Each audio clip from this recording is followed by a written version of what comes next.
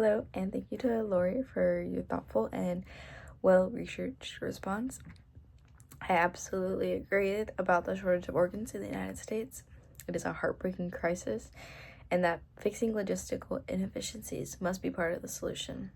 But I respectfully disagree that keeping our current opt-in system is the model and most ethical path forward.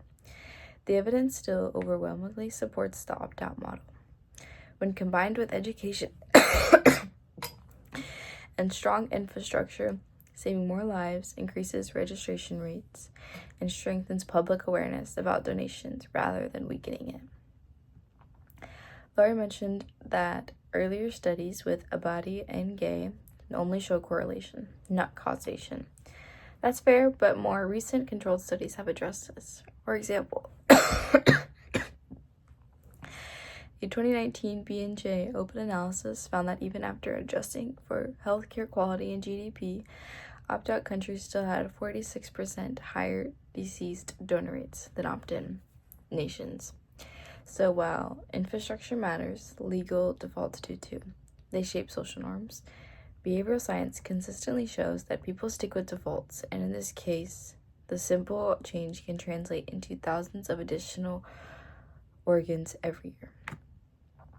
Laurie pointed out that after Wales adopted the opt-out system in 2015, donations didn't immediately spike. That's true, but over time, results have improved dramatically. By 2021, Wales reported its highest ever consent rate, 77%, compared to the just 58% before the policy. The UK's overall waiting list also rose recently, but that's largely due to the COVID-19 surgery backlogs, not the opt-out policy itself. So, in other words, that law did not boost participation. External crises slowed its full impact. Spain's success isn't only about infrastructure, but it isn't without the law.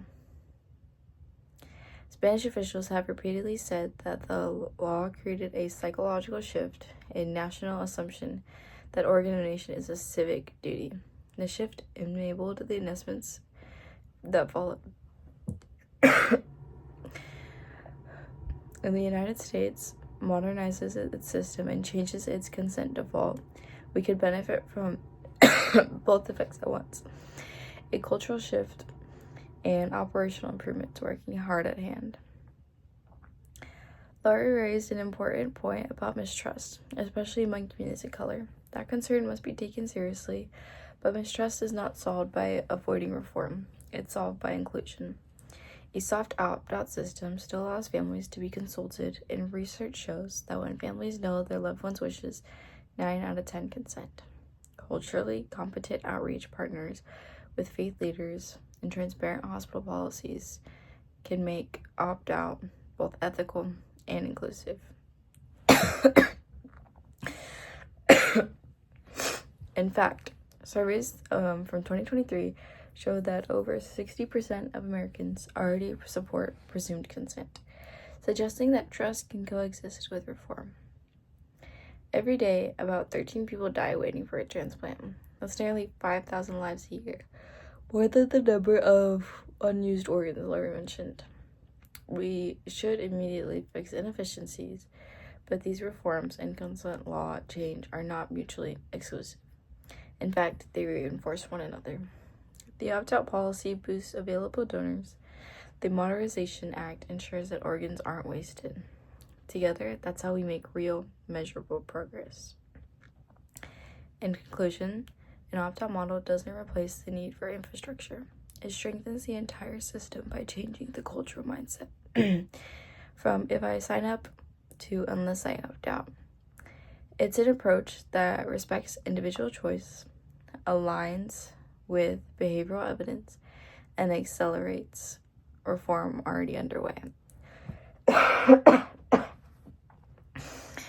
If our goal is truly to save as many lives as possible, the ethical and effective path forward is not to wait until the system is perfect, but to change both the system and the default together right now. Thank you.